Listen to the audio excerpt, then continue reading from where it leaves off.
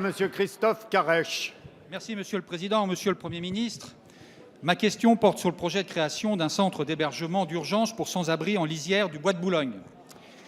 Cette question a une dimension locale, mais il me semble que les réactions d'hostilité à ce projet nous interrogent sur la manière dont doit s'exercer la solidarité vis-à-vis des sans-abri, mais aussi vis-à-vis des réfugiés, puisque la France prend sa part dans ce domaine. Hier soir se tenait, dans le 16e arrondissement de Paris, une réunion d'information à l'initiative de l'État qui a suscité des réactions qui ont choqué par leur violence, mais aussi par ce qu'elles révèlent d'égoïsme borné. Insultes, vociférations, huées, mise en cause personnelle des représentants de l'État et des élus ont émaillé une réunion qui a finalement dû être interrompue. Certains y verront la confirmation que la vulgarité, la grossièreté se jouent des barrières de classe et en tous les cas qu'elle ne s'arrête pas aux portes du 16e arrondissement. Mais ce refus de participer à un effort de solidarité équilibré et nécessaire inquiète. À Paris, sur 9 700 places d'accueil en centre d'hébergement d'urgence, 18 seulement se situent dans le 16e arrondissement. Quand plusieurs arrondissements comptent plus de 1000 places d'hébergement, 200 places supplémentaires et temporaires ne devraient pas constituer un effort insurmontable pour les élus et les habitants du 16e arrondissement. C'est d'ailleurs pourquoi la maire de Paris soutient fortement ce projet.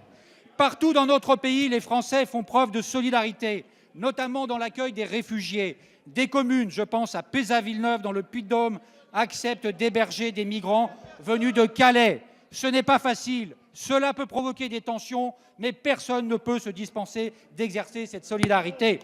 Monsieur le Premier ministre, nous vous demandons de tenir bon sur la création de ce centre d'hébergement dans le 16e, parce que reculer serait non seulement donner raison aux égoïsmes les plus médiocres, mais aussi parce que cela menacerait la politique courageuse. La parole est à Monsieur le Premier ministre Manuel Valls.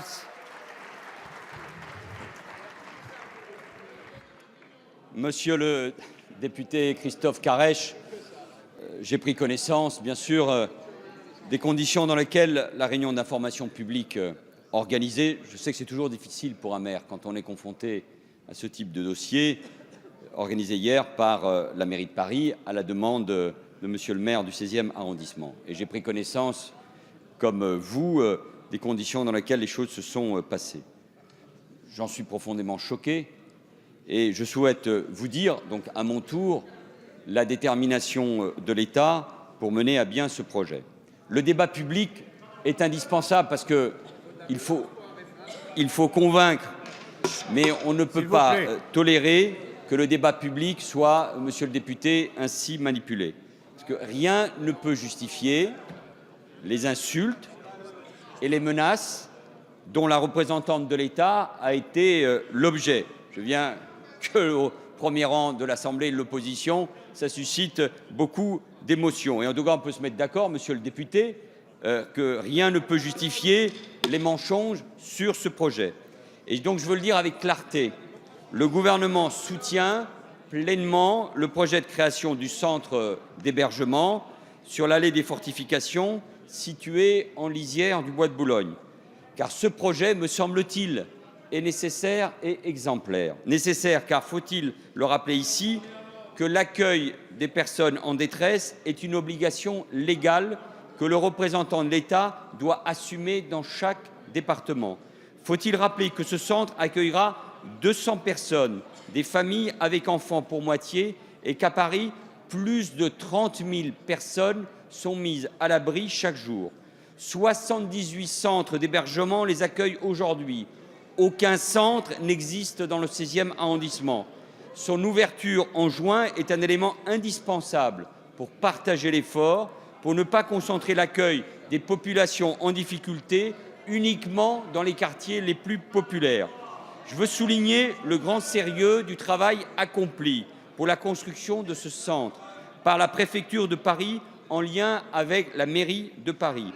Et je veux aussi souligner l'engagement de l'association Aurore, retenue pour sa gestion. Elle fait un travail exceptionnel et reconnu par son sérieux depuis des décennies.